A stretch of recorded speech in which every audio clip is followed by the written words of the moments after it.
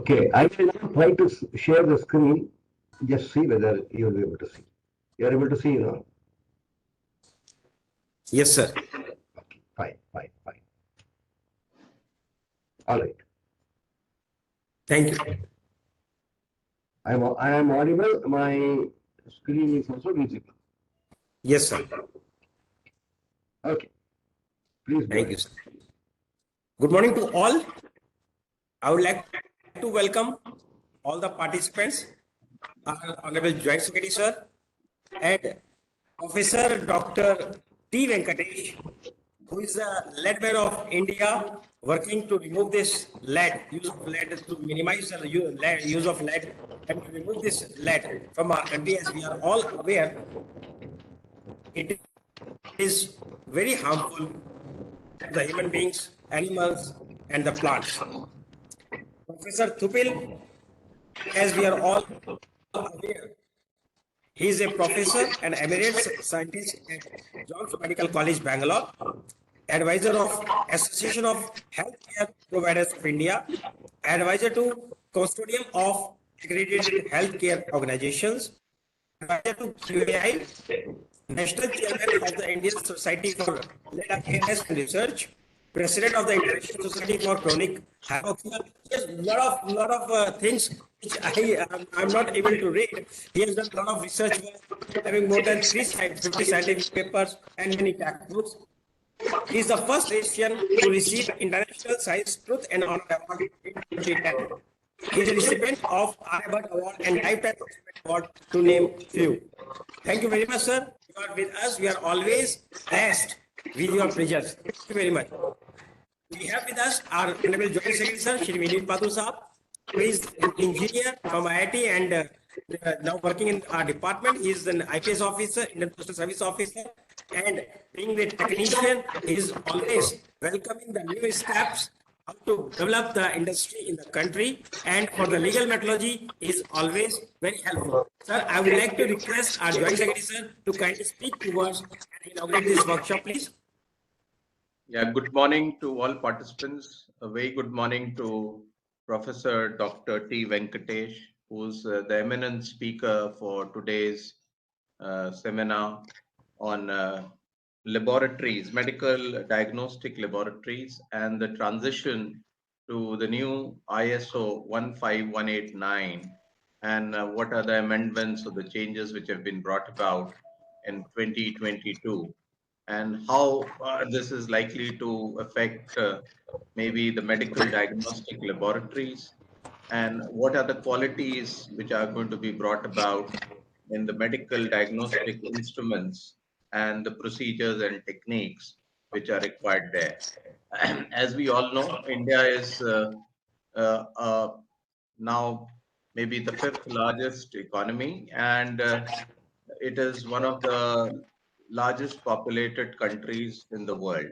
And every human being requires medical diagnostic facilities, and therefore a large number of medical diagnostic centers are emerging across the country, and they are being used by the common consumers, and therefore it becomes important that all of these centers are of quality and they are able to deliver quality medical diagnostic services.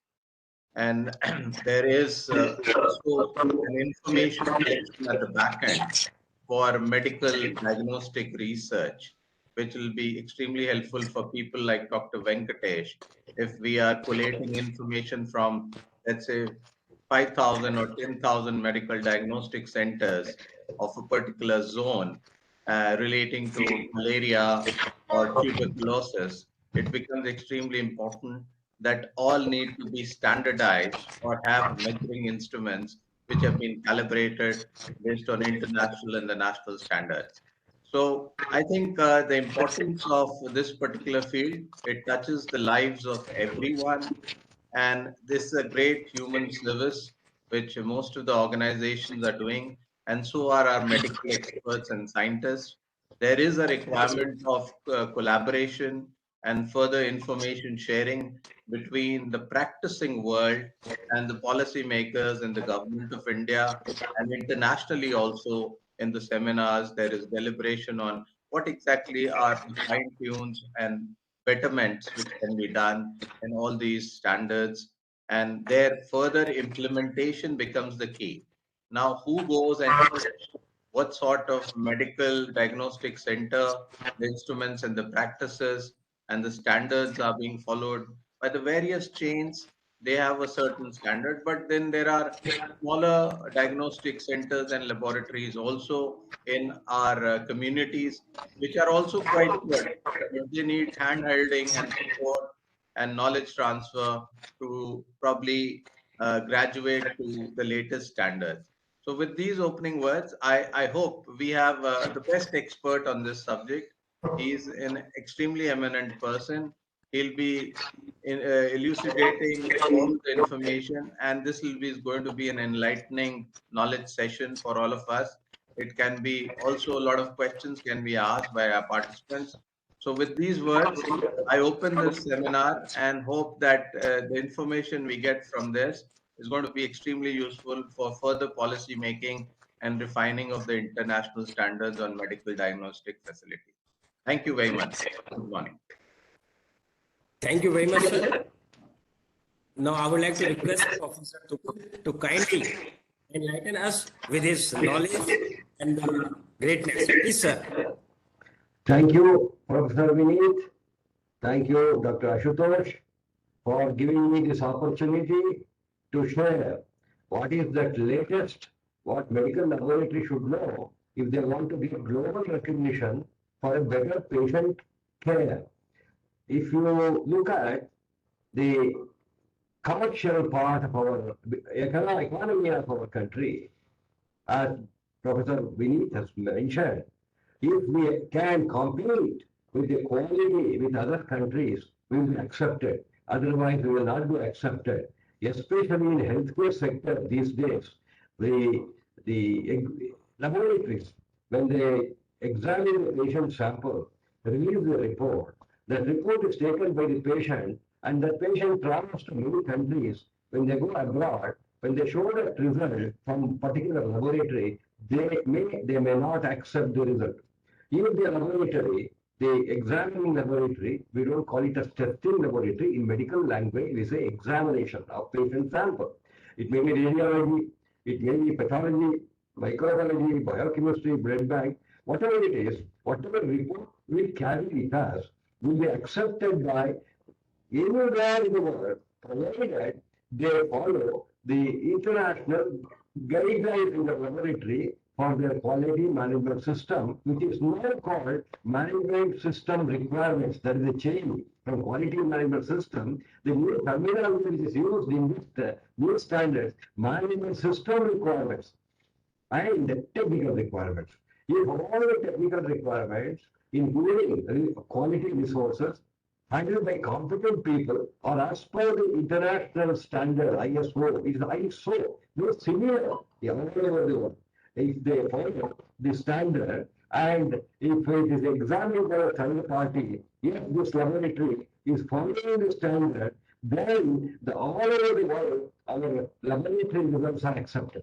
They need not get it read and repeatedly because the accredited third-party certified medical diagnostic laboratory, when they give a report, that report becomes acceptable because they are complying with the international standard requirement that ISO 15189. I would like to repeat for the benefit of everybody, this ISO International Standard Organization has more than 23,000 standards. One of them is 15189. Why I am reading it as not 15,189 at Tello. It is 15189. This first two digit 15 is for the medical. I'm sorry, sir. I'm sorry, sir. Sir, I think your mic is somewhat away from your. So we are able to clearly understand. What is the problem? So voice is not very clear today. Oh. Let me just check. Am I audible now? Sir, you are audible, but the voice is Okay, one second. Just give me 1 second. Please, sir, please. Because participants are large. I know. How is my voice now? Is it better? Am I audible? No? Sir, you are audible. Yes, you are audible. Okay. It is not very clear. So it's, Yes. there is some sort of a reverberation or maybe acoustic, which if you may bring the mic closer, sir, to Okay, now point where you're how is my mic? 1 second, let me just check this again. Uh, how is it now? Is it better? Is it better now? Yes, sir. Yes. Santosh, yeah, it is better. Santoshi, can we do something from here?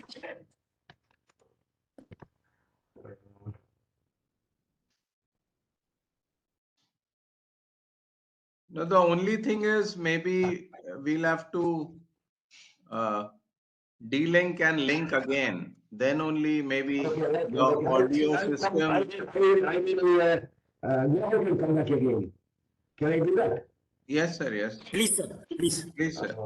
Let me check once again. I'll call my technician and go if we can. 1 second.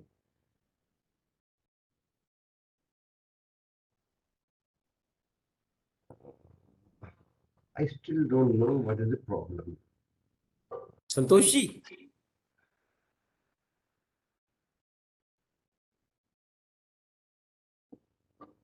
One second, I will again log on. I will again log in, please. Okay? please, sir, please, Okay, just give me 2 minutes. please, sir.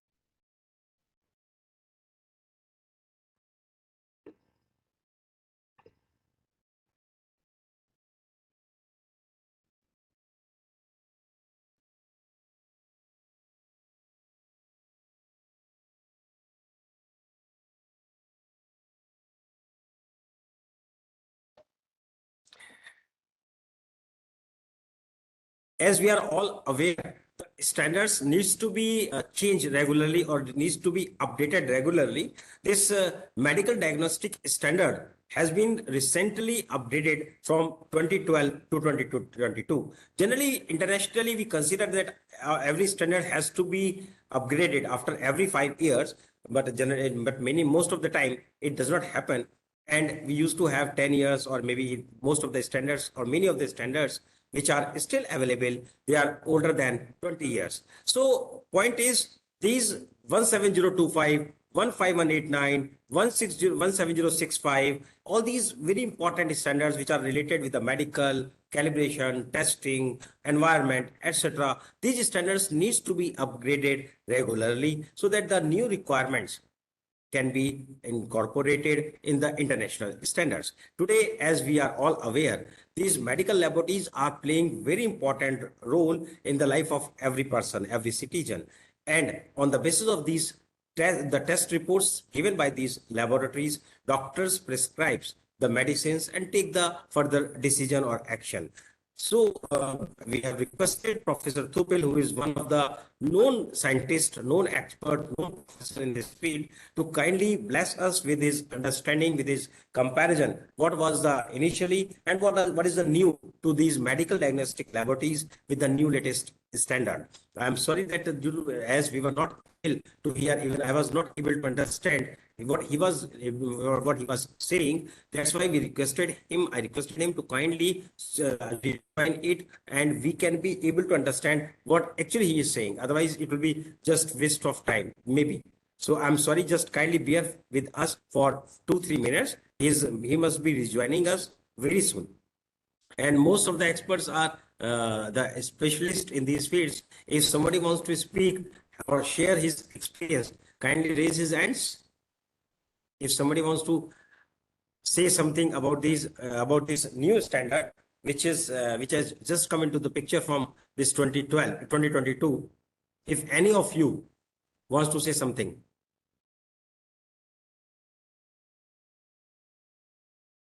I would like to request my number is with all of you. The medical practitioners or the persons who are working in the medical laboratories, I would like to request them to kindly just share me hello with your name and the laboratory in my WhatsApp group so that I can add you in the WhatsApp also. And whenever we are having these programs, because we are planning to have at least 3 days or 5 days training experts to organize this 3 days and 5 days type of course in India, or whatsoever can be. It will be very easy for us to inform this information about this in at least 5 days or 3 days. Yes, somebody wants to say. I'm just making you the panelist. Yes, now you can speak, Miss Reena Mishra. You want to speak something? Switch on your mic and the camera. We will take the pictures at the end of this program. I think Dr. Venkatesh has joined. No, he has not joined yet. Reena Mishra, you have raised your hand. Ma'am, would you like to say anything? Your mic is off and camera, both are off. No, I am Mr. Prabhakar.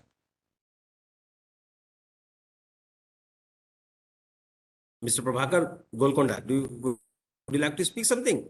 Yes, Ashutosh, good Yeah, morning. please. Yeah, please. Good morning, sir. Please. It's a very interesting seminar today. I think we are going to add up a lot of things, especially with Dr. Venkatesh. I've been with him for quite some time now. I just have a few queries related to this meteorological traceability when it is linked to the diagnostic testing for the biological samples. You know, if you get into the physics, there are 7 fundamental physical constants from mass, Yes. temperature. So like this, there are 7 Mass, length, time, temperature, luminous intensity of substance and temperature. Correct. So now, can we say that any measured value in the biological samples it can be linked one of the 7 fundamental constants? It's a very good question. Actually, in medical science, basically we need the, samples, and the samples of whatsoever, basically we are comparing it with the reference materials. And I don't know what we are doing in India, but as far as reference materials are concerned, how we are taking, because the standard is of a healthy human being, which may be a foreigner when this standard was made, and whether the standards for our own country, whether when we are going for the urine test or some other test in the laboratory, whether that particular healthy Indian human is being taken or not, I don't know. So Professor Thupil is here. I would like to Let me request, check sir. my voice. Am I audible now? Now it is better, sir. Now it is better. Better? Okay. Please. Let me share the screen and And there are a few questions also, sir. We will take later after the no presentation. problem. No. Okay. Thank you. Yes, sir. I am sharing the screen. I hope Yeah, you will it be is. able It to is see being shared. My voice must be better now. Yes, sir. Screen is appearing. Okay, what I was trying to tell everybody that if we have a Santosh ji इसको ना वो भी caption भी कर दीजिए so that what he will speak will type. What I was trying to tell people is 1 second. Share the screen. Affairs started recording. Okay, very good, very good. See, if there's a third-party recognition of our laboratory methodology, it's accepted all over the world, and it saves money, and also it is acceptable, and also in case of legal challenges, it helps. You know that following the international standard, we truly become international. Now, this particular standard, ISO 15189, I was trying to tell you, as a unique number. This 15 is for medical, 89 is the guide, the central digit 1 is for in vitro diagnostics on human tissues only. Am I audible now? Better? Yes, sir. Better. Okay, okay. Tell me if there's any problem. I will. The accreditation is a process which is based on structure, process, outcome, or resource, process, outcome. We should have quality resources, we should have standardized, validated processes, and also outcome should be therefore structure, process, outcome, based analysis or review or the examination results in third-party certification. All of us are aware of that. And the medical laboratory requirements are only two things. One is the quality of resources, another is the competence of people using these resources. What are the main changes are based on the mother document. The mother document ISO 15189 is 17025. ISO IEC 17025. Therefore, that also has undergone in 2017 a revision based on ISO 9001-2015 for the quality management system. Therefore, if you look at the ISO 9001-2015 quality management system, same structure is used in ISO IEC 17025. This is the mother document. That is the third edition. However, the fourth edition of ISO 15189 follows the same structure. And also, it has included the POCT standard in the middle. There is a change, important change. All of you remember earlier, if you are using glucometer, blood gas analyzers, other point of care testing, you have to go in for accreditation as per another standard, ISO standard 22870. But now there is no requirement. Therefore, this new standard ISO 15189-2022 has already incorporated the point of care testing component. That is very important. Please underline, keep it with you. You are now you don't have to spend too much money, too many days for getting your point of care testing. Once you go for ISO 15189-2022, point of care testing is also introduced. Why this alignment? The question is, you might be wondering, why is there a need for alignment between 2012 and 2022? This alignment is because of changing technology, and there are so many things I tell you. This ISO 17025, Ashutosh knows very much better than me. You know, this 17025 was first released in 1999, and then again in 2005. Third edition came in 2017. It underwent just minor changes in 2005, major changes in 2017. It is a single most important standard, 17025, for calibration and testing. Remember, medical diagnostic laboratory uses all the calibrated equipment and also uses all the testing equipment. That's why in more than 50,000 laboratories across the globe are accredited as per the latest ISO 17025-2017. Now coming to this third edition, which was launched in 2017 in November. Now, I will give a little background of this 2017, 17025 2017, because this is another document. There's a committee in ISO called CASCO committee. CASCO committee is conformation, related. There are policies, permission standards related to conformity assessment. C is for conformity, A is for assessment, CO is for the committee. Therefore, CASCO is Conformity Assessment Committee.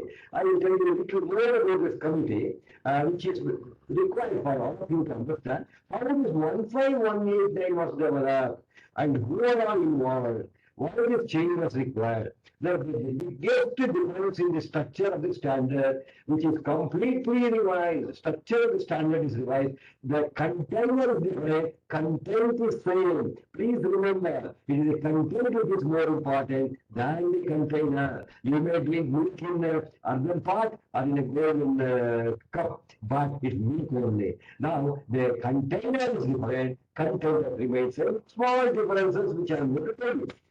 The biggest difference is in the structure of the standard. A is in place of B, D is in place of E. I will tell you why it has happened.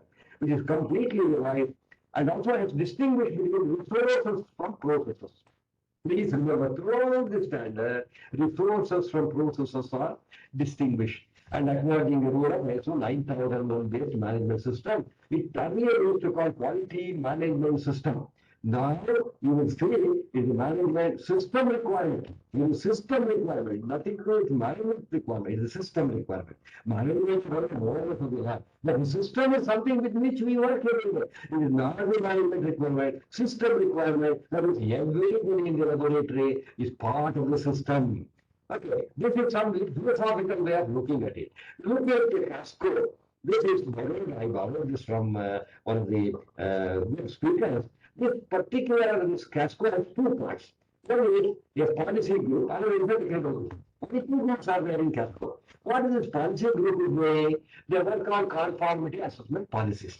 They're only, and what is the technical working group doing? They develop the conformity assessment standards. If you look at ISO 15185, who developed the standard? It is one technical committee. What is the technical committee? PC 212. I have not mentioned it here. Remember, there's like any other 112 technical committee. I am one of the members of that. Like ISO technical committee, ISO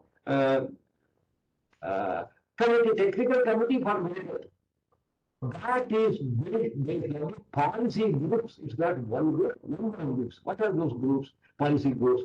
The policy groups are, it consists of a regulators group, then strategic alliance group, all the strategic alliance or regulatory group called STAR.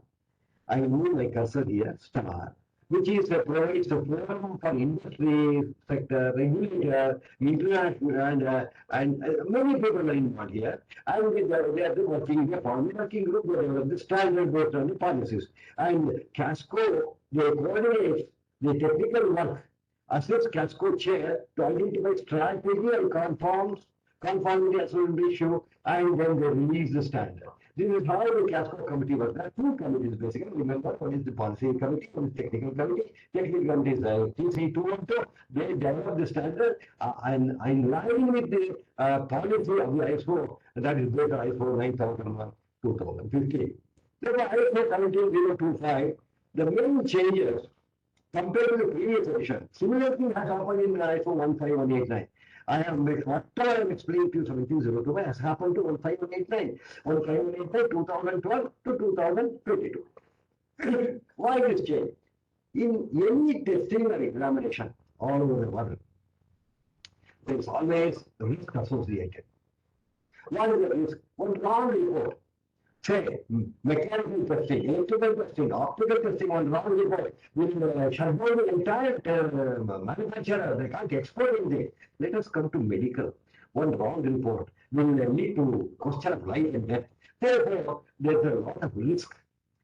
Therefore, all ISO standards now, including 15189-2022, is based on risk-based thinking, which is applied in the ISO IC 17025, 2017. Same thing is applied in the same fashion for medical laboratory. That's one difference we must. There's a greater flexibility in the requirement of a process, procedure, documented information, organizational responsibility in the latest version. And also, for the first time, ISO has defined the laboratory. It was not defined earlier. It is now defined in this new version. This another thing in ISO 17025, which is copied in ISO 15189, which is not mentioned in ISO 15189 standard. I'm showing the standard. This is the standard.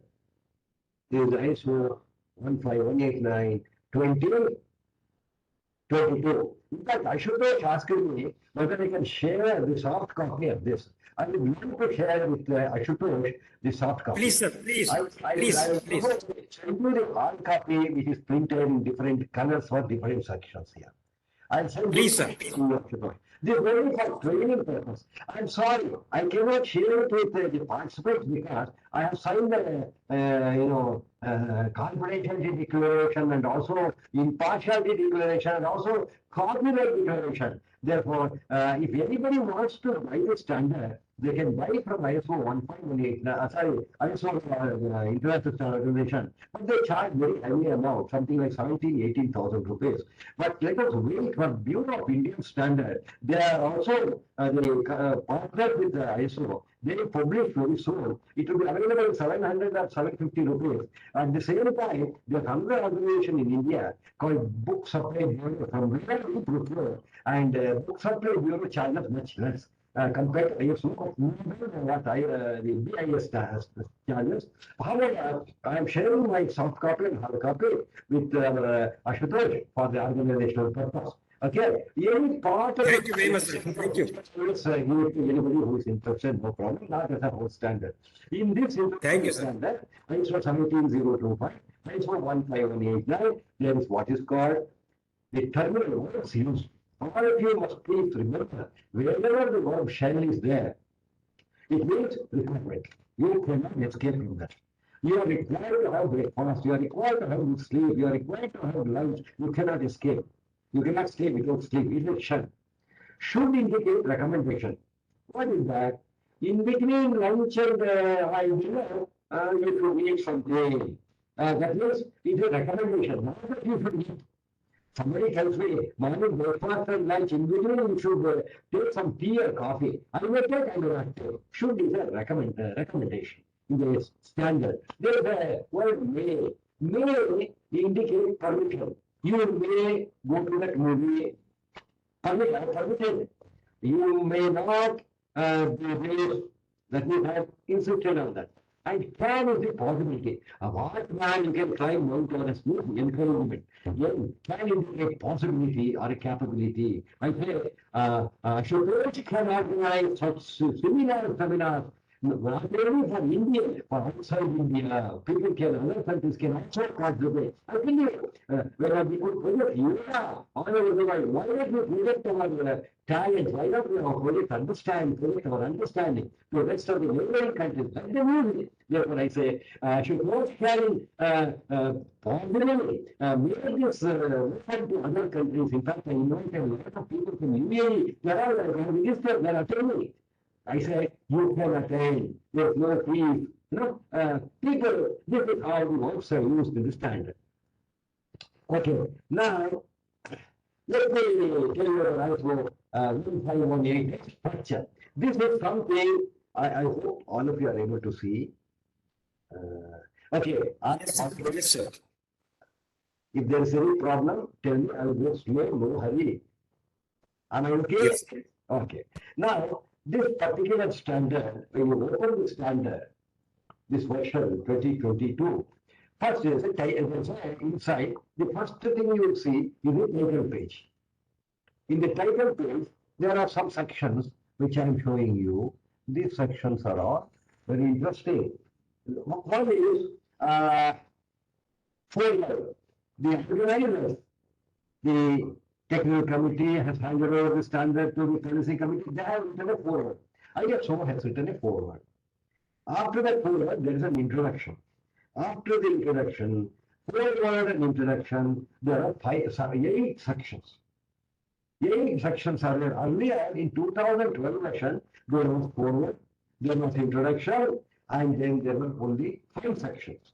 The 5 sections have become now 8 sections. Please remember this. There is one big difference. What are these 5 sections?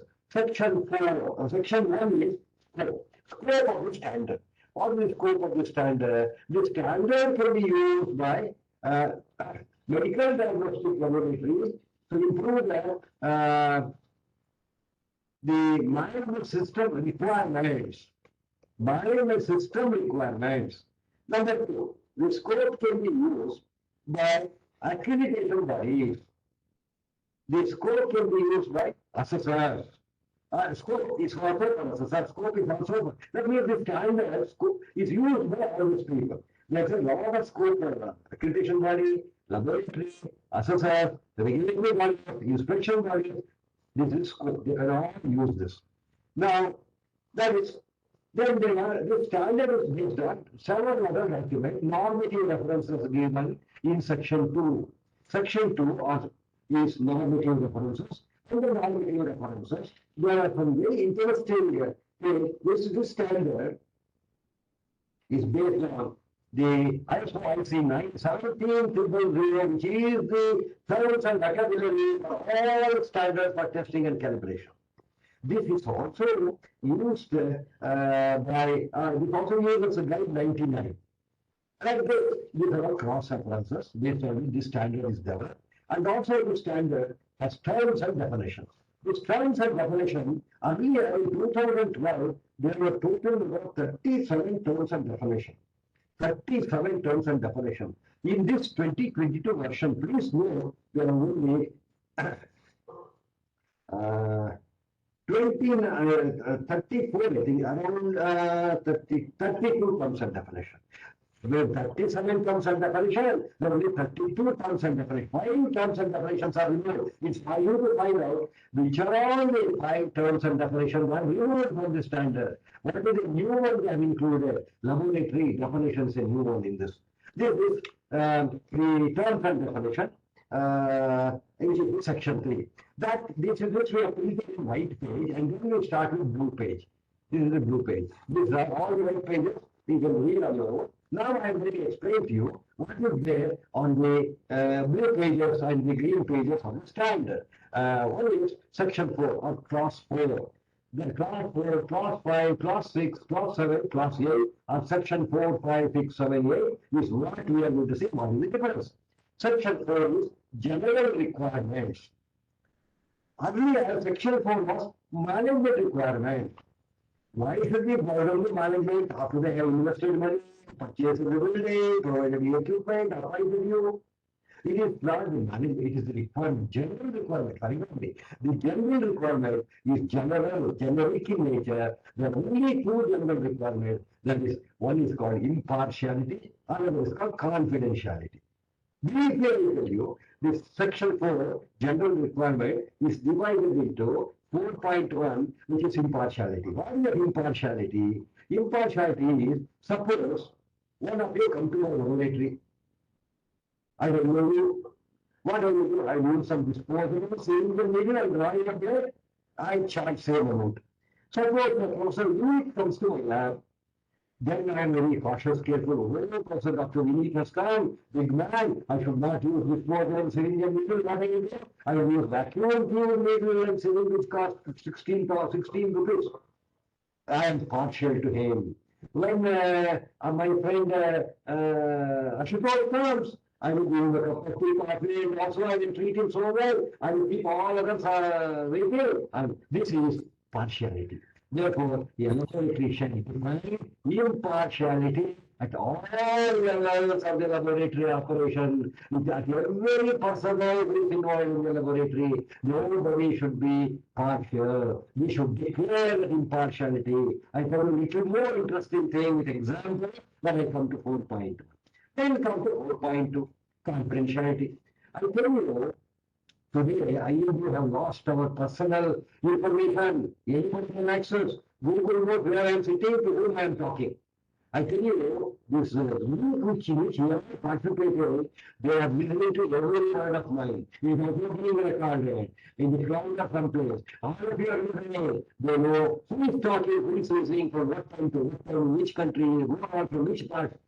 GPS enabled. Now, where is the privacy? Now, coming to the laboratory activity, we cannot be like that. We cannot disclose patient name, patient age, patient gender, patient's condition, results to anybody else other than the person to whom we have to listen. Therefore, confidentiality is a very important issue. You know what happened to a major chain of laboratories in India? About 2 years ago, all the patient data was released in Australia through Wikileaks. It became a huge news all over the world. And this big government, I will not mention the name of the organization, name of the laboratory. I know the chairman, CEO, very well, a good friend of mine. Finally, they had to pay some compensation. What I'm trying to tell you, the confidentiality of human information is very, very important. Forget about matchbox, candy factory. If some information is leaked out, it is not that serious. If human data is released, leaked out, if we have not maintained confidentiality, some pharmaceutical industry will be benefited. That's the reason Section 4 is a general requirement. We discuss only impartiality and confidentiality, which was not given much importance in 2012. In this 2020 version, Section 5 is structural and governance requirement. Here, beautifully it's mentioned what is the structural and governance requirement. When we look at the structural and governance requirement under Section 5, even 5, what is the governance requirement? What is the legal entity? What is the legal entity? It is not legal identity, remember. In legal entity, the difference between legal identity and legal entity is, now, you are a laboratory director, you are a laboratory owner. Somebody, you got legal identity by applying to various statutory bodies, you got license to enter the laboratory. But you know what happened? One of the official is a blunder. He is a non-HIV or a person who is HIV negative. That person goes to another laboratory with that. He is HIV negative. Then you have to pay compensation. Who will pay? Management. Top level management. They are the entity. Ultimate entity for all of us. Third, ultimately, for the laboratory, it is the owner of the laboratory. He is the God of the laboratory. They will take on to task, I tell you. That is the legal entity, number one. That is the governance requirement. Number two is one of the important things, laboratory director is required. You know? That also comes under the structural requirement. Laboratory director, and coming to laboratory activity, and coming to the laboratory structure and authority, who is authorized to do what, all these are the governance. It comes under the structural and governance requirement. I will tell you what is the difference between 2012 and 2022. Then comes resource requirement. What are the resources? Let me take your home, let me take your kitchen, let me take your bathroom, let me take your office, let me take you to any bar. There are resources required. There are only 8 resources. I have been talking about this in previous sessions. There are only 8 resources, and any organization, even government, there are only 8 resources. 5 of them start with M. 2 of them starts with E. 1 starts with I. What starts with I is information. That information is a very important resource. Without reliable information, no organization can function. Remember. Number 2, 2E. One is environmental condition, where you are sitting and listening to me, where I am sitting and talking to you, where the examinations carried out in the laboratory, which it is called environment. It has different components. Temperature, humidity, vibration, noise, radiation, and so many things. They are all to be monitored. What is monitored should be controlled. What is controlled should be recorded. That's about environment. Let's get another report. Then you have what is called the equipment. Equipment is very important to say. Equipment is to be calibrated. We can do a chain of calibration with international values. Through National Meteorological Institute to IPM, which is under the chair of CIPM, and only I have spoken about this. Yet all equipment must be calibrated. All equipment will be calibrated by the calibration laboratory, which is accredited as per 17025. Then the accreditation body, which is accredited as per 17011. There is accreditation body, which are not accredited as per 17011. That should be unbroken chain of traceability for the calibration of to this National Institute of Standard and Traceability. Then this about 3, 1 I told you. Part of the 5 people are sitting with you, you are another resource. You are all competent people. I use men because of manpower. Women power also is there. Some of the women who are attending this, please pardon me. Women power is more powerful than manpower. The human resources is very powerful. That should be competent. Competence is defined by this standard beautifully as the combination of 3 things: appropriate education, adequate training, sufficient experience. All the 3 together make the person competent. That's 1 year. Second is management, which should be committed, must be passionate. And the third M is material, should be of high quality. What is quality? Fitness for purpose. What is quality? Doing the right thing at right time for the right purpose. This is quality. Third M is word.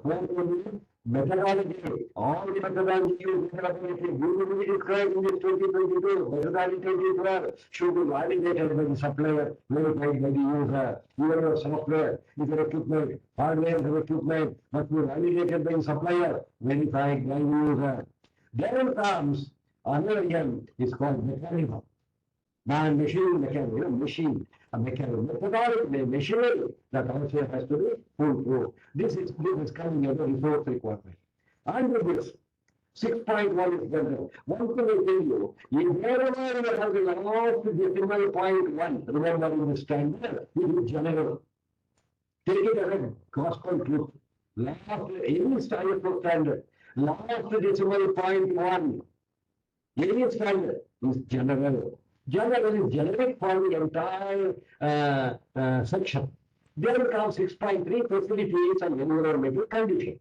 What are the facilities? Facilities are space, table, chair, storage area, unit area, rest area, other facilities. And environmental condition, I told you, should be monitor, record, check, then record. Then comes equipment.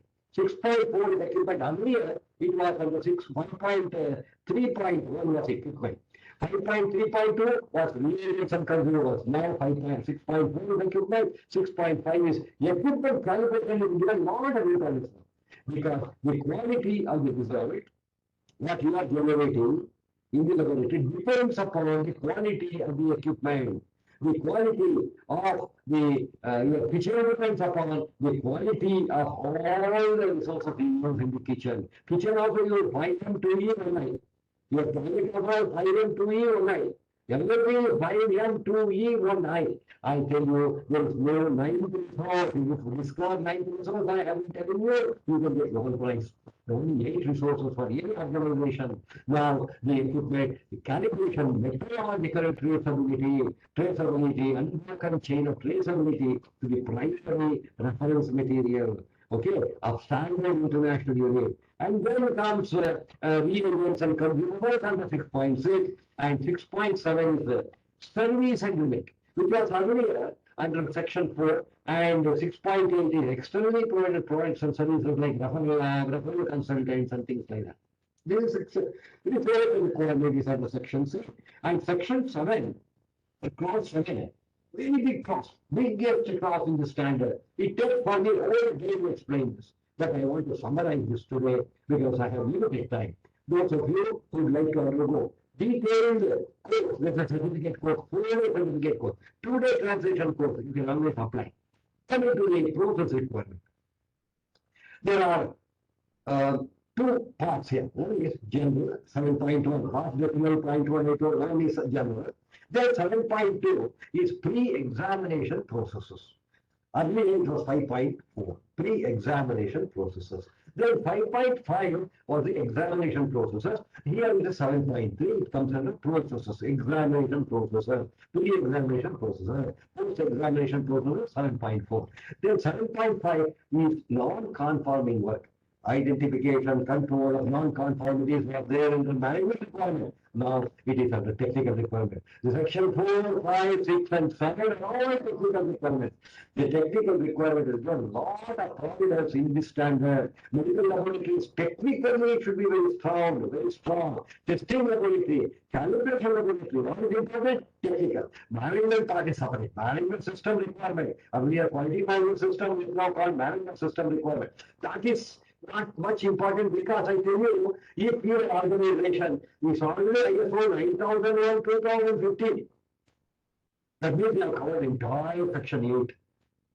That means you already are certified by TUNAD or some XYZ organization. Therefore, now management system requirement earlier called quality management, quality system, quality management system. QMS is now management system requirement, MSR. It is already, so it can be independently certified by any organization which is accredited by UDMCB, that is the body, or maybe another accreditation body, because they have to be accredited as per 1701 for certificating certification of your laboratory or your organization is done. You don't have to worry about it. Coming to summary again, it has examination, pre-exam, post-exam, and also identification control of non-conformities and control of data. This is something today we are in the electronic era. We need to control data information management. This information management will become one day very soon. Narrow information management, narrow information technology. Remember, in next 5 years, you will not understand. You will have a chip, small chip, which will manage the entire laboratory service. It's already in process. Coming to 5.7 is the complaint is a process. Information management is a process. Continuity and emergency preparedness in case of emergency is a preparedness. It's again process. Therefore, if you look at how beautifully the standard 2022 is sectioned into different sections. Coming to the management system requirement, the 8.1 is general requirement. Again, last decimal point 1 general requirement.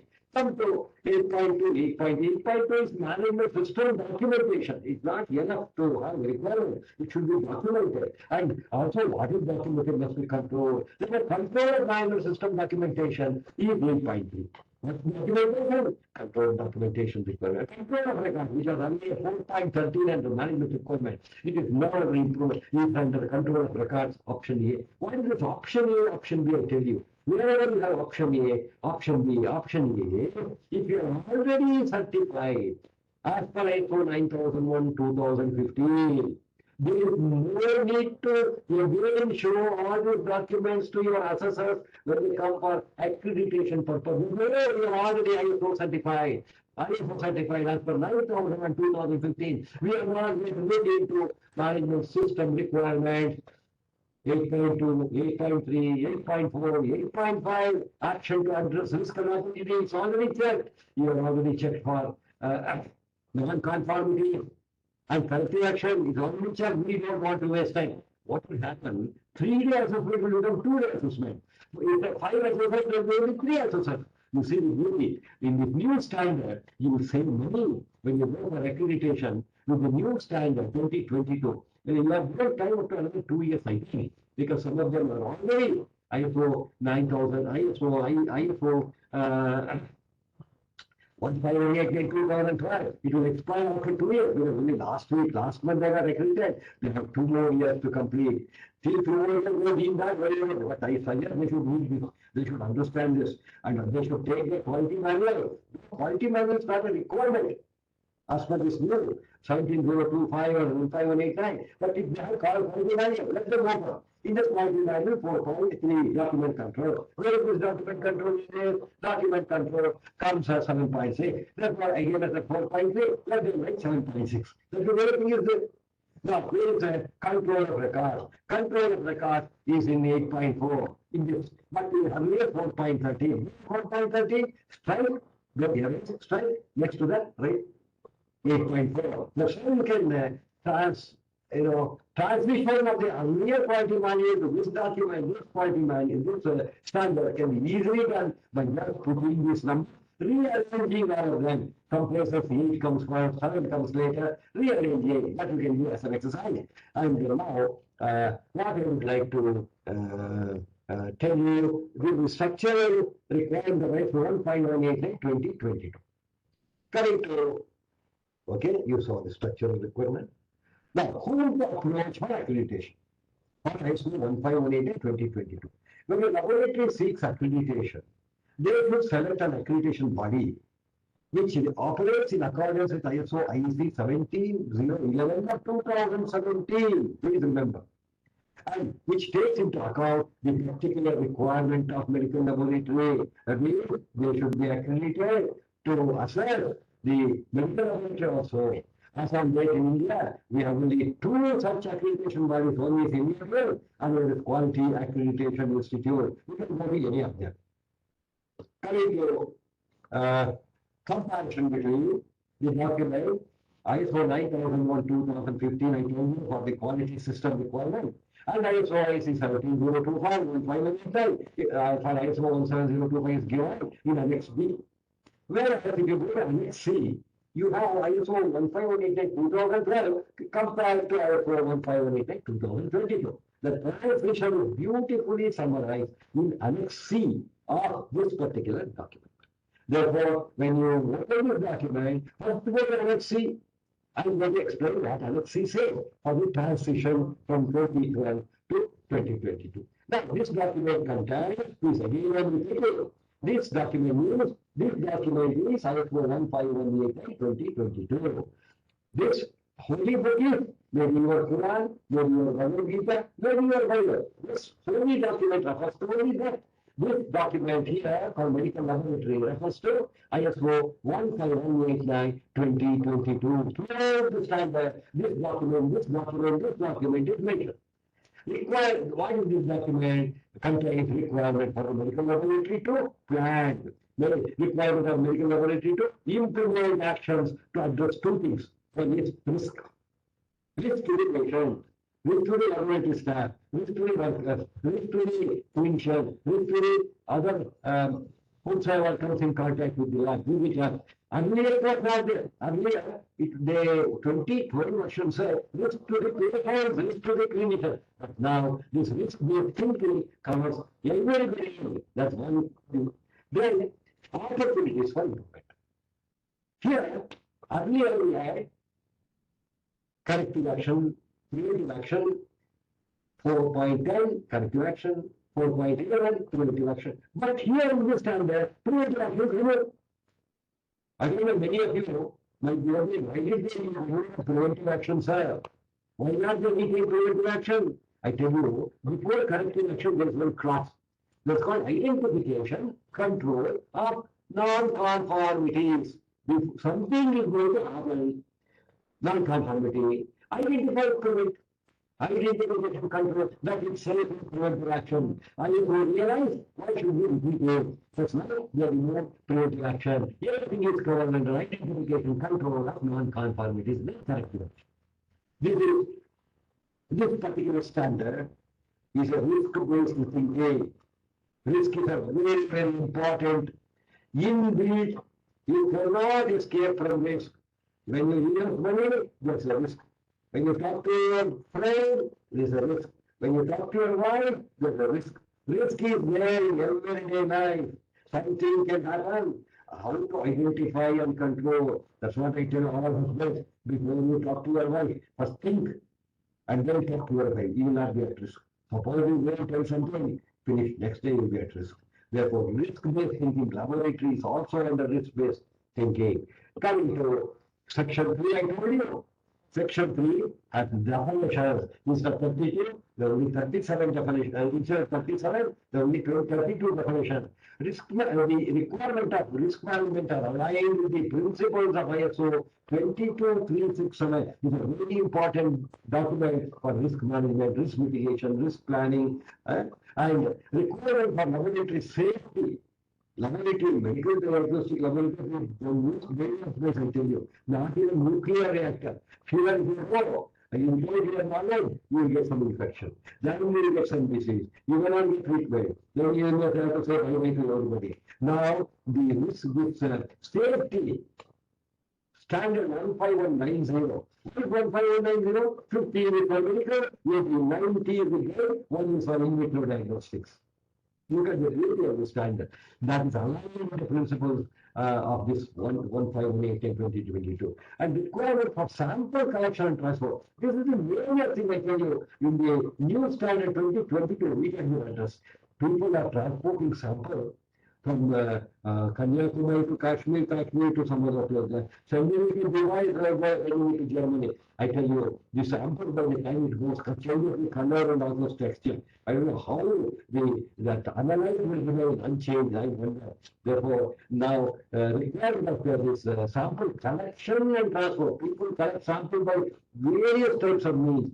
This standard ISO 26581 is a recommendation. It's also incorporated in this ISO 15189-2022.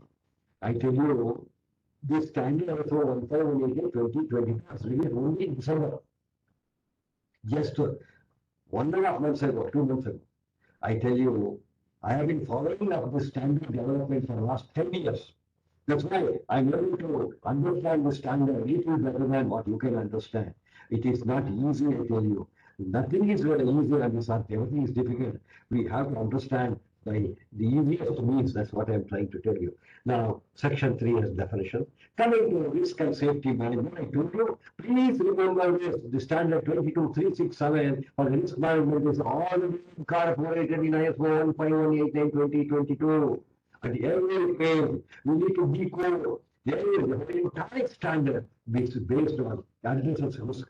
And I told you, this ISO 15190 safety is already incorporated in this standard. Then the beauty of the year, however, three standards together. One is medical laboratory standard, one is point of care standard, another is the risk management standard, and the medical laboratory standard. Four standards are together here. Now, in 37 pages, you imagine how much 10 years of work has gone into this from 2012 to 2022 to make this standard. It is, I tell you, please get married to the standard and then you start loving that. Some people love and then get married and then get divorced. You first get married to the standard. They start reading more and more. It comes closer and closer to you. That means you start loving the standard. I tell you, your laboratory will be on top of the world when you follow this ISO 15189-2022. Now, I will tell you, this document contains the requirement for point of care testing and supersedes the 22870. We will discard that observed copy ISO 22870 for point of care testing no longer exists as far as medical diagnostic laboratories are concerned. It has saved money, saved the time. Coming to this section 4. I am not going to read the entire standard for lack of time. I will only cover some salient features of what are the changes. Clause 4, that management requirement of 2012 remains same. However, management requirement is now general requirement. I told you what are those two requirements very called confidentiality and impartiality. That is in ISO 15180-2022. Only 1.4.2 is impartiality and confidentiality. That's all in the clause 4. Now, when I go to this transition, this I had to prepare, sit and prepare. Dr. Ashutosh asking me to give a transition, what are the changes.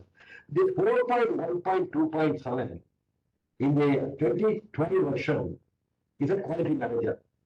Quality manager has to be there in the laboratory. Quality manager means piece of responsibility that is described as EDC. Now it is reflected under 5.4.2 under quality management. And but it doesn't say we have quality manager. The word quality manager never appears anywhere in the standard. It says quality management. Every department, biochemistry should have its own quality management. Pathology should have its own quality management. Meaning there is no need for a formal appointment of a quality manager in 17025, 15189, or it is somebody responsible in that section of the laboratory to manage quality. Look at that. Now, quality management system is now, earlier 4.2, quality management system is now called management system requirement. Very important, please make this note. Now, earlier, the leaders of the laboratory, quality management, they had to spend some time looking into laboratory requirements, quality, etc. Now it is handed over to laboratory people. The system, what is managing the entire system, the people in the laboratory will have to have this requirement. Then comes quality management system. 4.2.2 earlier is now management system documentation. 8.8.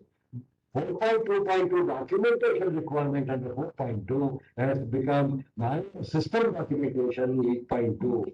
4.2.2.2 quality manual. Earlier we had quality manual, Apex manual, is the policy manual, is the manual of laboratory intake. That quality manual is optional now. You may have, you may not have. SSLs cannot reference if you don't have a quality manual.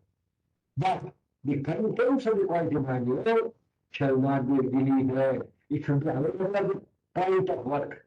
No longer required is a requirement, but under 8.2.1 it says optional. Quality manual is an optional. Therefore, people used to sit and prepare quality manual paying 1.5 lakhs, 2 lakhs to consultants. There is no need now. You don't have to spend that much money. But read the standard and see what all standard says is in place. The manual system documents can, but are not required to be contained in a quality manual. What a beautiful thing it is given, the ISO was given it.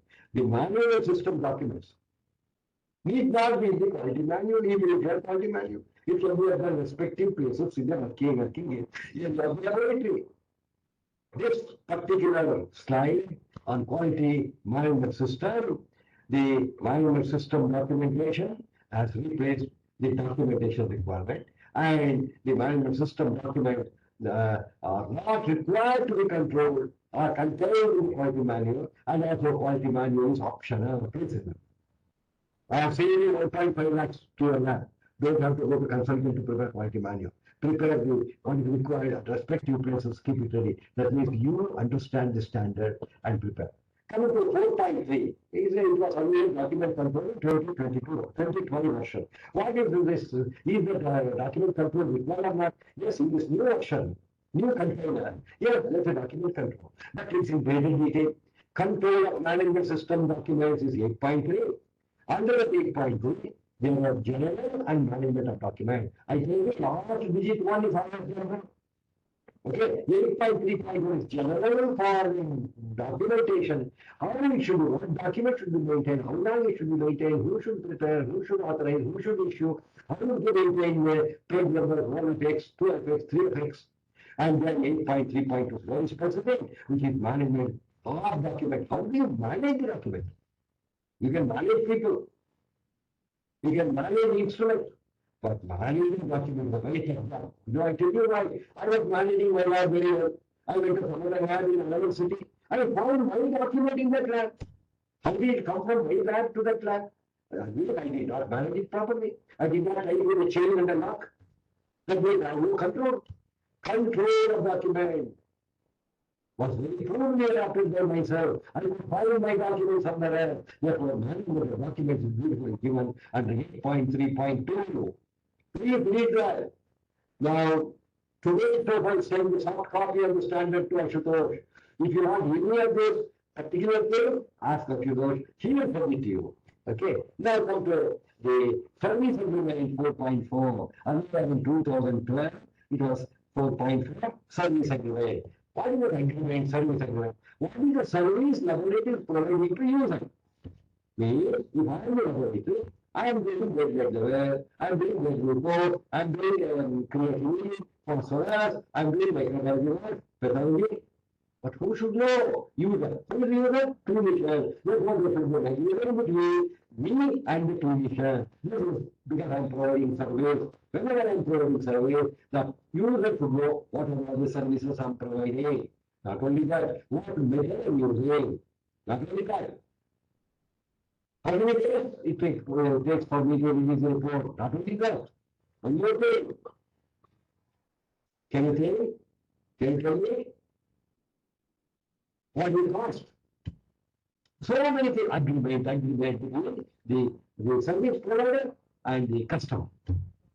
This service agreement which was in 4.4 was limited, very limited. People used to ask me questions, whatever standards you follow. Now the standard has elaborated this. Now under resources requirement, service is a resource. I may require material, equipment, manpower to provide service, all are covered. Therefore, 6.7 is a service agreement now. Now, 4.5 earlier was examination by reference laboratory. Now it is under 6. Again, resource requirement. Why is that?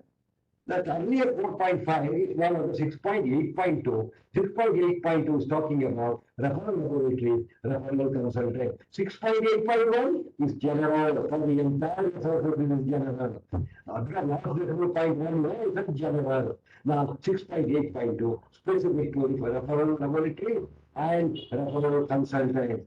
What happens to 6.8.2 there? If you go to 6.8.2, you will find something very interesting. Actually, what happened to 6.8.2? The 6.8.2 talks about what was earlier 4.5. It talks about referral laboratory and consultant only. Earlier, what was happening under 4.5? So many things were there. Under the referral examination, referral laboratory, selecting referral laboratory, the quality of exam results from referral laboratory, but all are included in a very simple tool like that, and 6.8.2. The standard is made much more easier to all of you. The new action 4.6 external services and supplies. That means you buy equipment, regions, controls, calculators, tissue paper, slides, and cover slips, and so many things. Is now in the resource, again is a resource requirement. 6.8 is externally provided products and services. And 6.8.3 is review and approval of externally provided products and services, which is very, very important. Somebody has authorized person has to review. See, this is how 2020-2022 transition has taken place to make your laboratory much more comfortable and at ease. Coming to advisory services. Now, advice, who will advise who? The advisory services is again under structural governance requirement. Because it is a leader. When you advise somebody, they will give a code that you are giving wrong advice or a right advice, they will give you a wrong also. Therefore, this 5.3.3 is advisory activities under the 5.3. It is under laboratory activities. Laboratory is advising. People are under laboratory activities. Therefore, it comes under 5 structural requirement, structural governance requirement, and there is 5.1, 5.2, 5.3 is laboratory activities. Under 5.2, there is 5.3.3 advisory activities in nutshell. Therefore, 4.7 is now part of structure and authority, which is coming under governance requirement. Then comes revenue complaint. Very important. It's a complaint resolution, encourage people to complain, resolve, then action taken, communication to them, all this is there. There's no change. That is under 7. Process requirement. Complaint is a process. Complaint process. You have to draw the process flow chart for complaint process. What is complaint process? 7.7 is complaint. Earlier 4.8 is now under process. 7.7.1 is the process general. 7.7 is how do you receive complaints? Receipt of complaint. 7.7.3 is how do you resolve complaints? You complete the cycle by informing the person that you have resolved the complaint. This is how many complaints are addressed. Okay, is there any change? No change, I tell you. Same old wine in the new bottle. Same what you had in 2012 is in 2022, but the container here was 4.10, but here the container is 7.1, sorry, 7.7, 7.7.1, 7.7.2, 7.7.3. This is a new container. ISO 151 2022 is a new container where the contents of 2012 is included in this part. Why? Because it comes under process. Complaint is a process. All processes comes under examination process, pre-exam process, post-examination process. All come under section 7. I can do section 7 is the largest, biggest section in the standard. In that 7.7 is covered. Complaint. Non-conforming work. In-house process. Something which should have happened in a particular way is not happening. Non-conforming. Non-conformity, I tell you an example, we are supposed to eat rasam rice first in South India and the curd rice at the end. You have to eat all the dishes, last you must eat ice cream. There's a process. You eat first ice cream and other things last, then it is in IoT. This is non-conformity. Morning when you get up, you have to brush your teeth. It's a process. But if you don't brush your teeth and don't have breakfast, it's a non-conformity. Somebody will say, you have not brushed your teeth. Look, you have an opportunity to improve mind. You go back and brush your teeth. Therefore, there is a process. Similarly, non-conforming work, making any area, maybe in the pre-examination area, in the examination area, post-examination area, sample transport area, sample collection area, pre-sample collection area, patient preparation area, maybe a non-conformity. That you can correct it. That means this is an opportunity for him. When you identify non-conformity and correct it, that means you have taken, you have prevented that happening, prevented something bad happening. Therefore, it also a preventive action. In spite of that, when something goes bad, then we take corrective action. Therefore, non-conforming work is detailed in 7.5 in detail for the entire laboratory operation which was not there earlier under 4.9. Another management requirement. Then comes 4.9, earlier identification, control of non-conformity is now, as I told you, is a very important thing under 7.5. Control, corrective action. This corrective action was under the management requirement. Now it's under management system requirement. What is management system requirement? Corrective action. Yes, laboratory should be prepared to take corrective action as and when something goes bad. There is a general 7.8.7.1 actions when non-conformity occurs. The non-conformity occurs, not potential non-conformity. When it occurs, what is the immediate action to be taken? It's called correction. Then 8.7.2 talks about identify the root cause, why it happened. Then take corrective action, that's called corrective action for its effectiveness. Actually, anybody can take corrective action. But is it effective? Other day, when I was having my lunch, one pickle fell on my shirt. The pickle had a strong turmeric oil, therefore my shirt was white. Immediately I went to the washroom, I removed my shirt, washed with skin, etc. Came back. But my friend was sitting opposite to me said, "Oh, did you wash that part where pickle fell down?" I still saying see the stain. It was not effective. Effectiveness, corrective action effectiveness is very important after the corrective action. There should not be any indication that something has gone bad. It should be checked. Records of non-conformities are not found in this class. These are the changes from 24, 4.10, which is detailed, and 8.7, and the 4 subclasses. Coming to 4.15. What is 4.15 all about? Earlier, management review.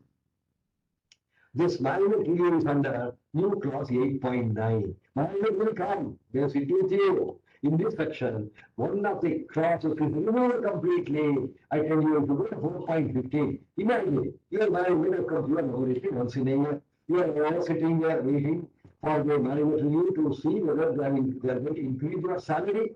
That's why you are sitting there. Not to see whether laboratory review. You want to see how much increment you are going to give this year, coming year. You are all sitting.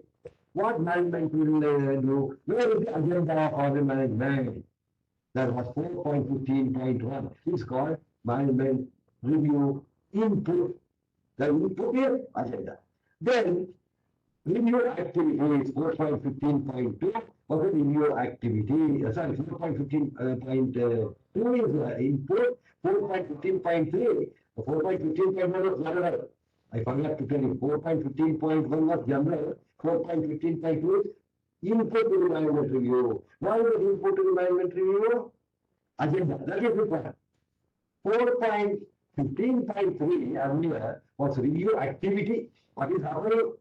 That is removed. Why they removed? The moment you put one by one agenda, automatically the management will start discussing. Therefore, 4.15.3 is part of 4.15.2. When you have agenda for the management review, the agenda discussion is also there, activity is also there. Therefore, this 4.15.3 which was there earlier in 2012 version is deleted in this particular new version 2022. Then 4.15.4 is already there. That is the review output to see whether your salary got increased or not. Review output. Whether the patient care has become better or not. Review output. There are. Coming to in this new class, in this new version, class 5 technical requirement. Whatever 5 personnel, 5.1 personnel, 5.2 accommodation and environmental condition, 5.3 is equipment, reagents and consumables, 5.4 pre-examination process, 5.5 examination process, 5.6 ensuring quality of exam results, 5.7 post-examination process, 5.8 reporting, 5.9 reviewing report, 5.10 evaluation environment, they are all now under clause. Some of them 5.1, 5.2, 5.3. Personnel, accommodation environmental condition, equipment readiness and consumable are under clause 6 of this new standard. Therefore, clause 5 technical requirements are now under clause 6. Let us see what I told you the brief structure of the standard and I will explain to you. 5.1 earlier clause personnel has become 6.2. What is the 6.2.1 general? 6.2.2 is now 5.1.2. Personal qualification is merged with competence evaluation. Now, you please focus on what I will tell you. These are very easy to understand.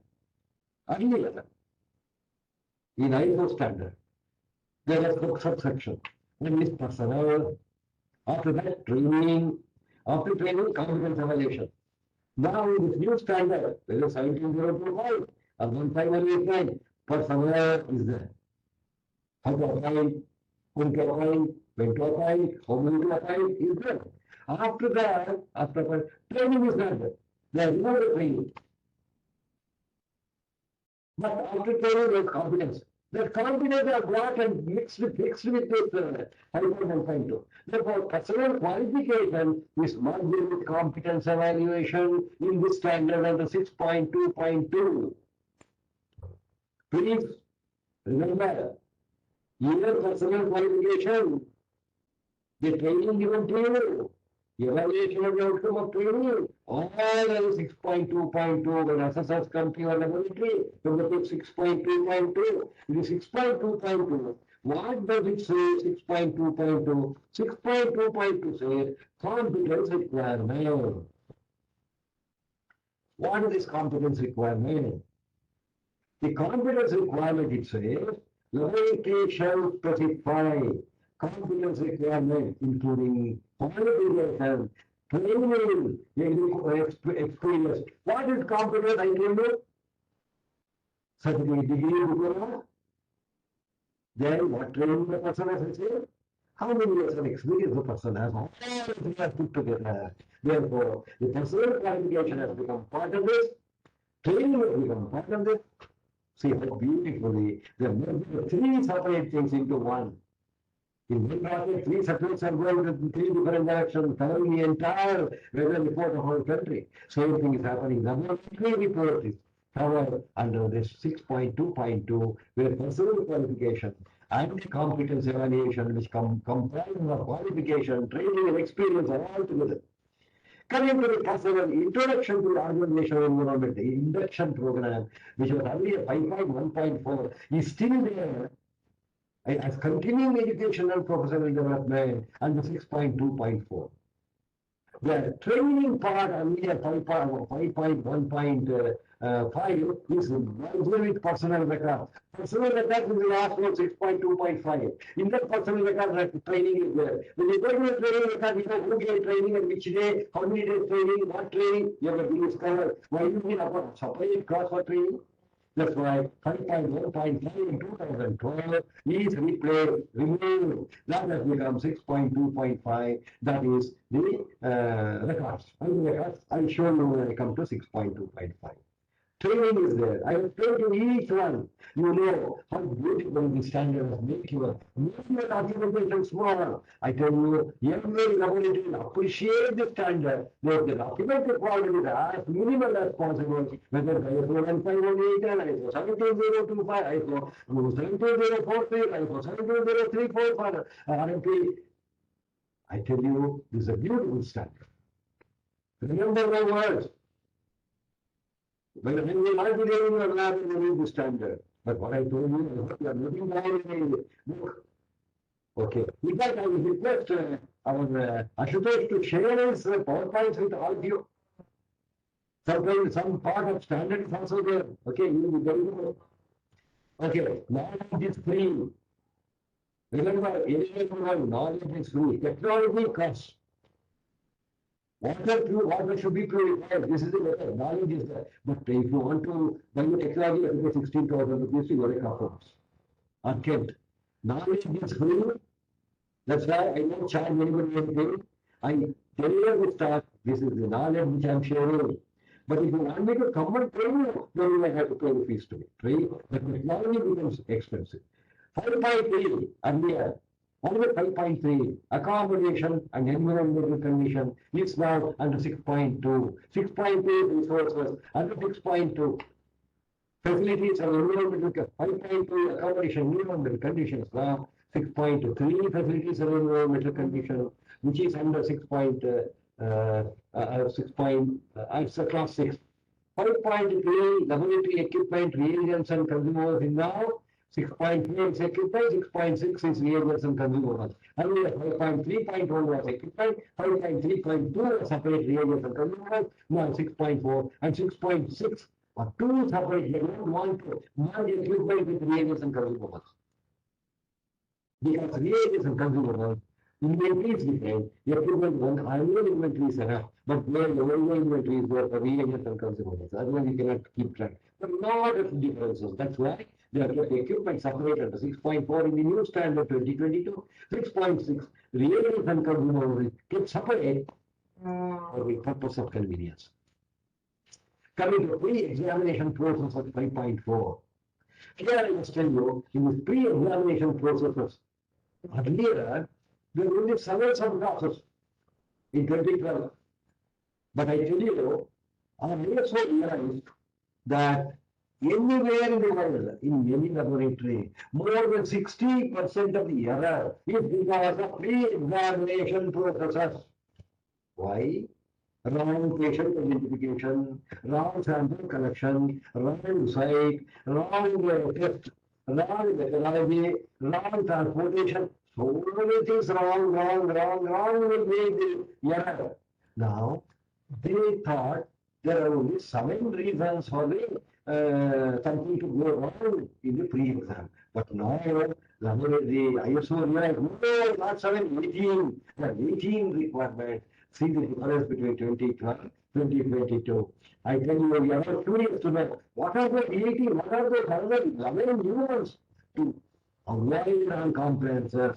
Every laboratory, every one of you attending this course, I tell you, you want assessment. And if you have assessment, you don't want non-conformity. You want to have zero non-conformity. How can it happen? 60% of non-conformity happens because of pre-examination process. If you take care of this, there will be 60% less non-conformity. The assessors in place, you need accreditation faster. Therefore, and we have 7 subclasses in the pre-examination processes. Is now 18 subclasses. Now you must have curiosity to find out what are those additional 11 subclasses. Okay, coming to, I'm not going to spend much time on that. I have created sufficient curiosity. I hope you will know some big or still get the standard of 2022. I compare it with 2012. And today itself information is what is an assignment to all of you. Coming to this 5.5 earlier, the examination process is now 7.3. Now, one important observation we must make. Earlier, the examination processes were terminology used. Now, terminology 5.5.1.3, validation of examination processes is changed. It is not the examination process, the examination method. It is methodology which needs to be validated. Remember, not the process, nobody will validate your process. Can I validate your growth process, your child's and grandchild's growth process? No. Therefore, it is only method. The method in which your child is going, that method can be validated, must be verified. Method means good nutrition, good exercise. Similarly, in the laboratory, examination processes were validated in 2012. Suddenly we realized what a blunder we have made. We used for 5 years, 2007 to 2000, not 5 years, 2012 to 2022. 22 years we blundered. So the examination process must be validated, examination process should be validated. It is not the examination process, it is the examination method should be validated. That is beautifully described in 7.3.3 in this new version of ISO 15189, that is 2022 version. Coming to the ensuring the quality of examination results. 5.6, quality control, external quality assessment, internal quality control. These are all the terminologies which were used. Remember, absolutely, there is no change in ensuring the quality of examination. You have to ensure the quality of examination. You have to validate, you have to release the validate the results to the clinician who is going to verify. Here, the examination procedure is defined, redefined as examination methods. In this new standard, 15189/2022, the examination procedure is replaced by examination method. Okay, that's one. The term quality control in 2022 is replaced by internal quality control. I'll tell you the reason. In ISO 15189/2012, they say quality control. They also said in some countries, quality control or in internal quality control is also called quality control. There was a debate. They said, why should you have two? Internal quality control, a quality control, and both of them are performing the same work. Therefore, they removed the word internal quality control. Quality control is replaced by internal quality control, like QC. There's nothing like quality control. It's called internal quality control. 5.6.3, inter-laboratory comparison is changed to external quality assessment. What happened? Inter-laboratory comparison. There was a confusion earlier in 2012. That means between two laboratory comparison was also inter-laboratory comparison. They did not accept. Assessors says, no, we don't accept inter-laboratory comparison. You must participate in what is called EQA, external quality assessment schemes. Not verified, or with the handoffs. Therefore, the standard people, they thought they are better to change this inter-laboratory comparison into external quality assessment. But the limit of if external quality assessment is not available in the places like Nepal. Some people from Nepal are attending this course. I requested them. Even the Director General of Nepal Bureau of Standard, Ashutosh, I got Director General of Nepal Bureau of Standard, Director of Nepal Laboratory Accreditation Body, is attending this. Therefore, I am grateful to Sitaram Joshi for attending this. Now, here, the external quality assessment, when it is not available, what to do? The exchange of sample with another laboratory is recommended in the standard. What is the exchange? If I am having a laboratory, if the email of availability, I change, send one sample to Dr. Badrinath will send sample to me. It's called exchange. 2 ways, not 1 way. If I send sample, it's not exchange. When I give you something, biscuit, you give me chocolate. It's called exchange. Okay. Therefore, 5.6.3 is changed to 7.3.7.3, then external quality assessment equal. 5.7.1 earlier. Review of results is now under 7.4.1.2. Result review is not review of results, result review. And release also included in this. Result review and release. Review and then release. Release was earlier, a separate class 5.8 is not in this. 7.4.1.3, typical result report is a new one which is included in this under 5.6. Which was there in the 5.6. Critical results was not in detail. Now on the 7.4.1.3, like 15189, 2022, critical results reports are new thing, which is included as a major thing, which are very causes that should be avoided. Coming to changes in earlier post-examination processes. There was high kinds of, now it is different. 7.4, 7.4. 1.2, 1.3. Now, what is this? Review of result earlier is now result review and release. Storage, retention, and dispose of clinical sample is now under the post-examination handling of sample in new version. After the exams are over, how do you handle the sample?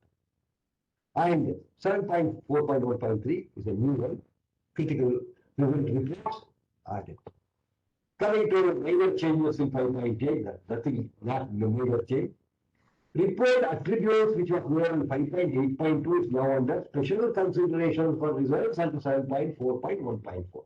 These numbers may look very strange to you, as and when you go start reading this, when you start using your own logic, when these numbers have been put, then you will start appreciating. Therefore, report attributes is now special consideration for results.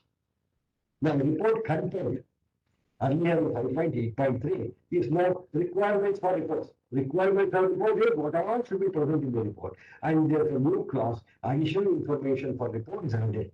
Something which required for a particular case on one-to-one basis. That is the provision is made to the laboratory people to provide additional information for report. Earlier it was called the remarks or some interpretation and things like that. Coming to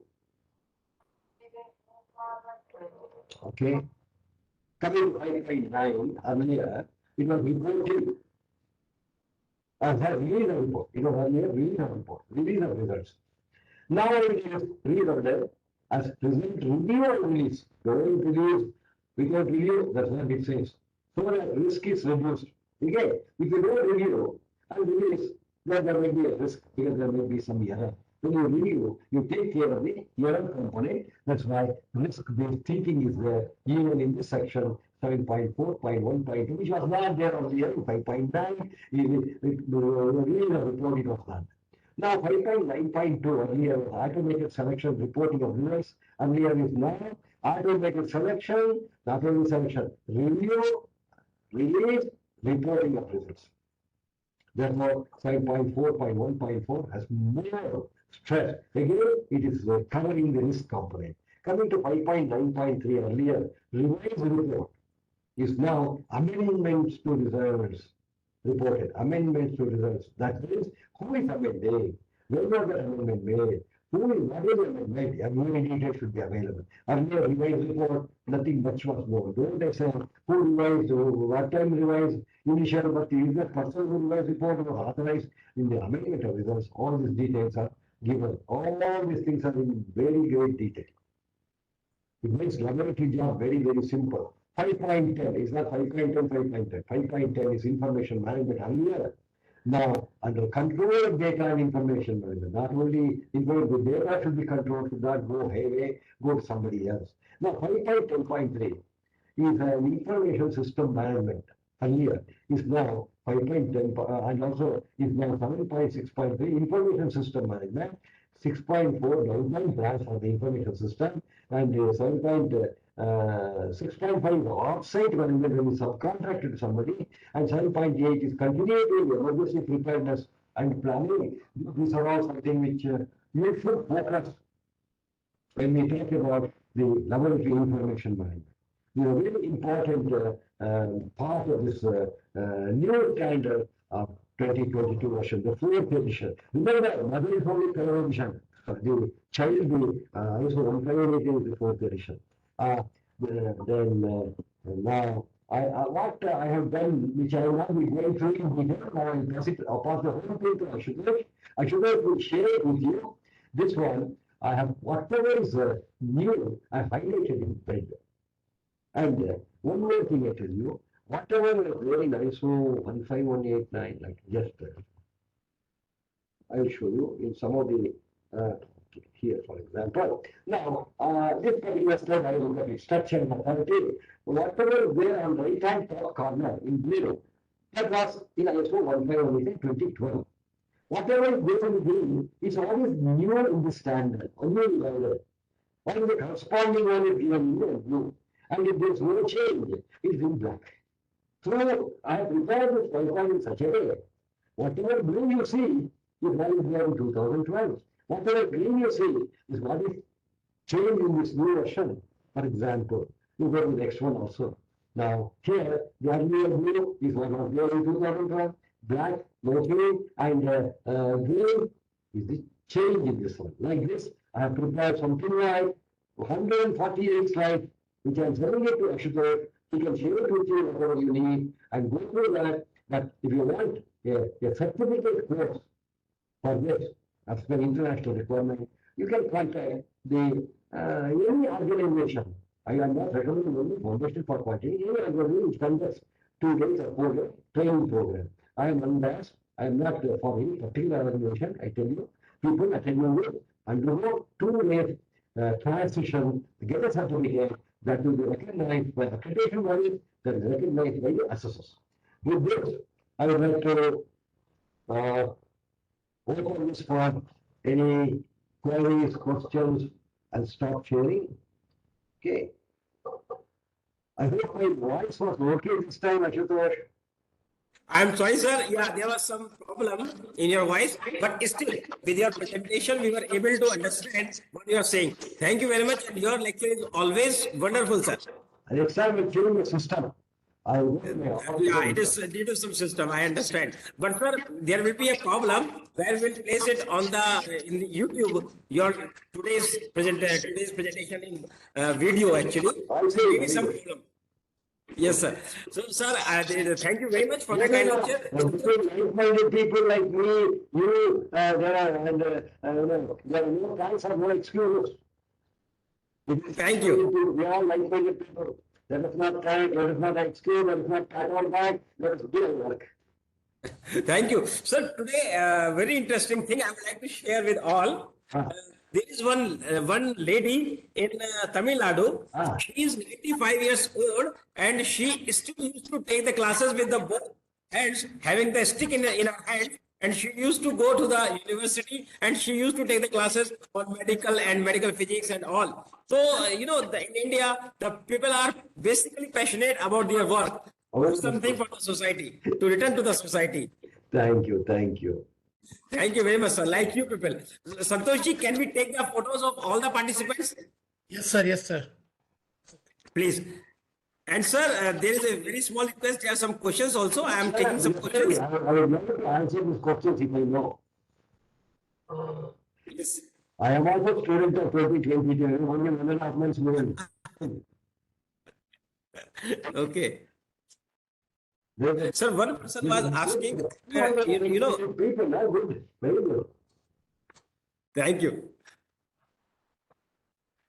Sir, actually, one person was asking that as we have in the metrology, we have the standards and all the units are now traceable to the natural constants. Okay.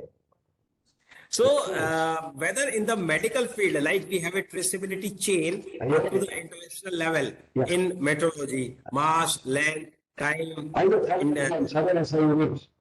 7 SI units. So, whether something can be done in medical traceability also? Yeah, it's already been done. We have SI units, we have unit SI units, we don't say milligrams per deciliter per glucose, we say millimoles per liter.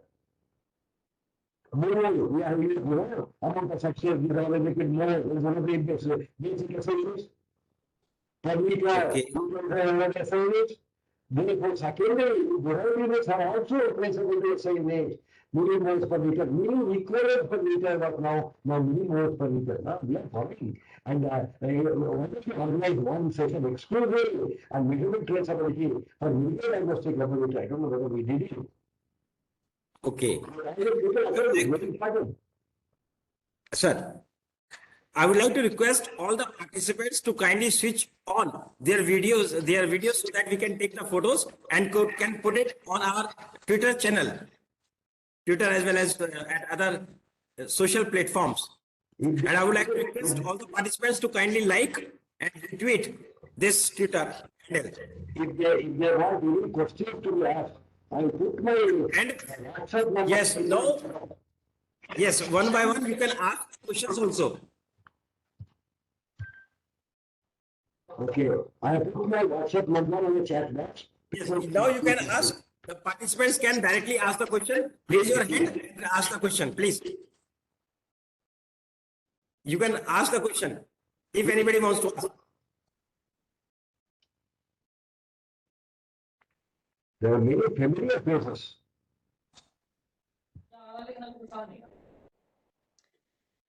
Yes, please.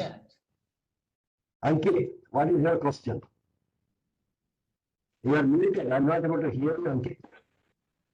You are on a cell phone. Put it on the Or otherwise, you can put it in the chat box. yes chat box and we'll reply.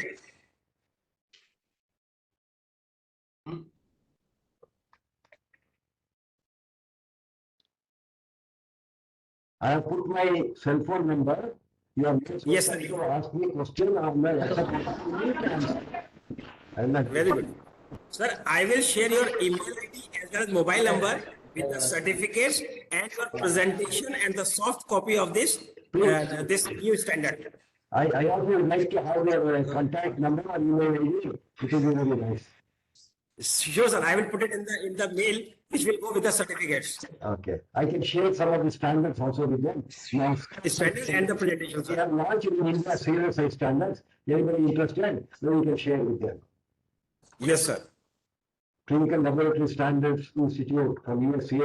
We have signed a MOU with them, and the standards are made available to other laboratories also. Okay, sir.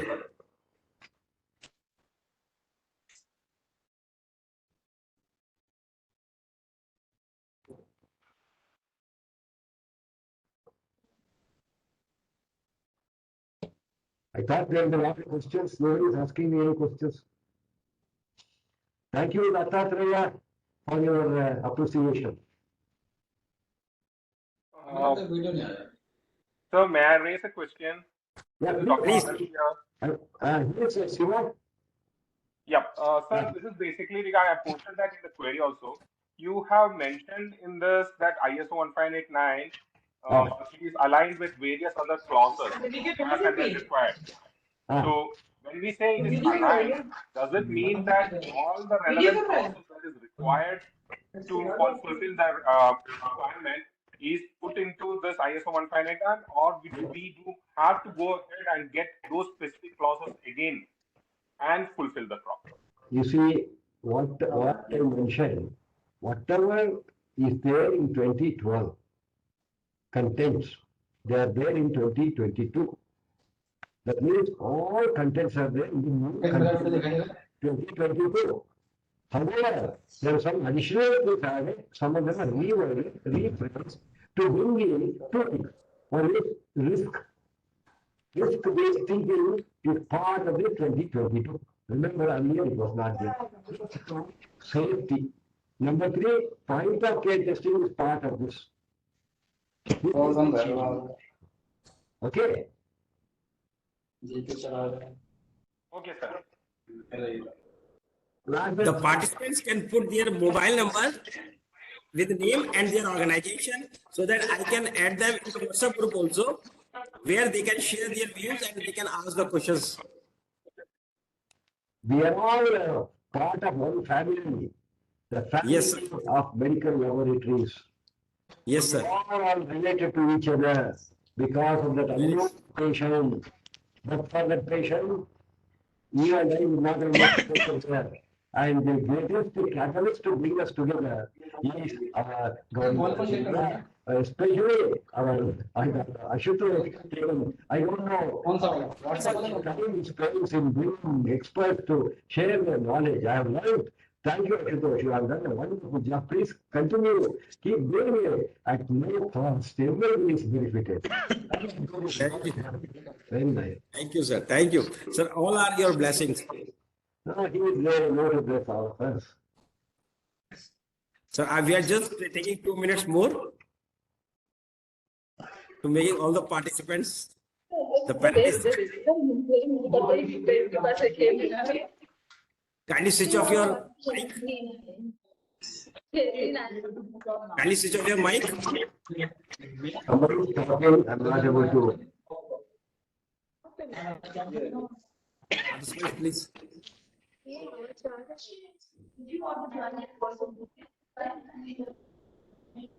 have unmuted your call.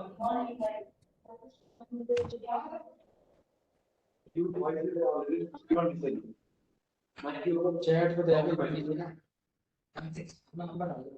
Good attendance, sir. Good attendance. Very good attendance. Sir, we have taken the photos of more than 250 participants are there. So we are taking the photos of all the participants and we'll put it in the YouTube in this YouTube as well as in Twitter handle of legal metrology. How to access YouTube? How to access? Yes, sir. Everybody can access. I will just share it with you, and for the participants, it will be on the certificate itself. Sir, Oh, thank you. I all would like these- to get a facility. sir. I would like to get a facility. Thank you. Yes, sir. Yes, sir. They will put it on this YouTube channel maybe either today or tomorrow. No problem. No problem. No Yes, sir. problem. We will share this information to all the participants. Yeah. Please. Please.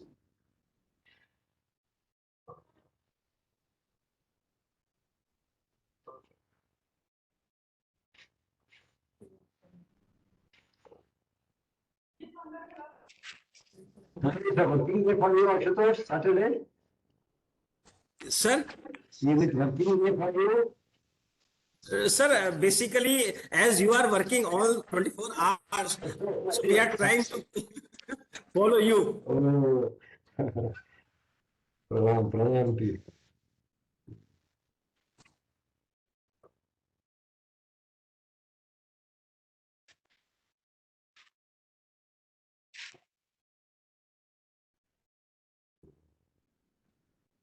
Thank you, Himanshu. Thank you, media. Santosh ji, is it okay? Wait for 2 minutes, sir. Wait for 2 minutes. Okay, please, please. Please don't share the screen. Oh, he's taking picture, compiling of the.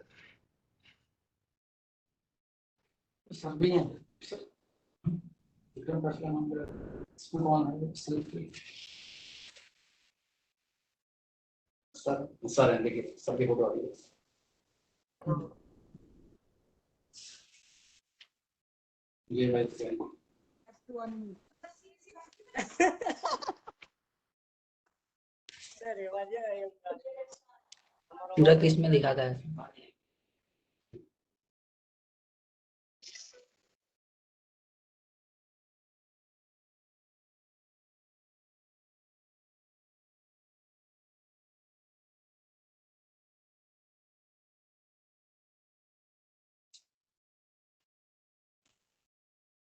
Thank you बोले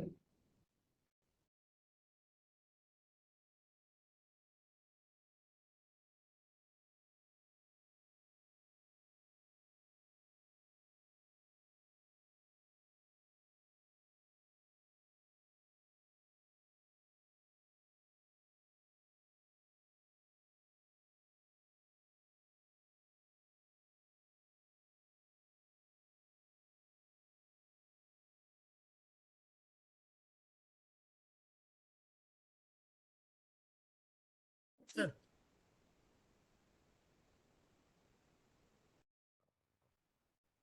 Sir. Yes, please.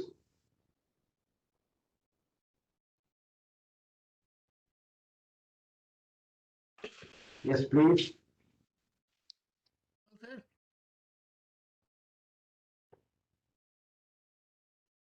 So I think, Santoshji, if the photographs have been done, we can thank Dr. Venkatesh for a very enlightening lecture today.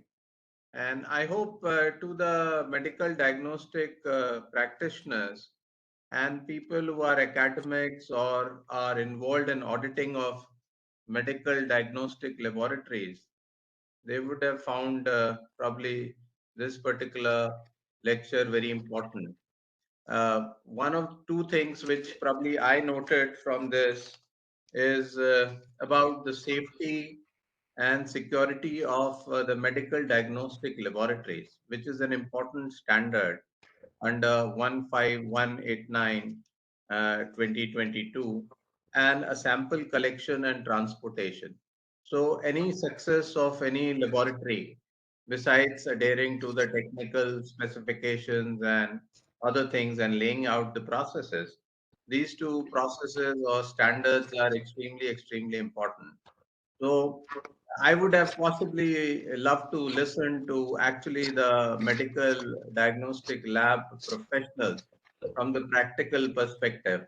We heard in detail about the theoretical aspects and the delineations which are available in the document which was shown by Professor Venkatesh. But that is part useful as information.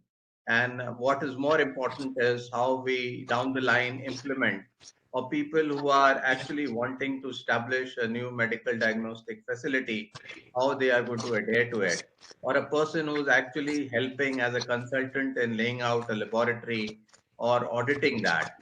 These are important things. So if they have any observations, they are most welcome to send those queries, because Professor Venkatesh is both on the technical side as well as on the auditing side and implementation side. He'll be very useful in settling your questions and queries thereof. Some noise was there in today's lecture, but nevertheless, you can always send your questions. So that is the core issues. In case there is a requirement to raise any particular issue related to safety, security, or standards to be looked into by either the quality council or maybe the accreditation audit, we can possibly take that matter to them, or even to the international forums, which is still not clear. Some comparative work on the earlier standard, which was applicable till maybe 2002 or something, and it has been transformed to 22, has also been shown by the Honorable Professor. So I think the entire information is very knowledgeable. You need to calibrate it according to your requirement, where exactly one stands, what is the perspective of that particular person. If you are a researcher, it can all be good. If you are an auditor, or if you are a practicing laboratory, owner, and you want to further calibrate and improve your standards and maybe the brand, how it is to be looked. From the government side, we take all these things, and possibly any suggestions thereof, we would be wanting to take them forward. So with these words, I thank Ashutosh and all the participants here, and thank you very much, sir, for your time. Thank you, sir. Thank you very much.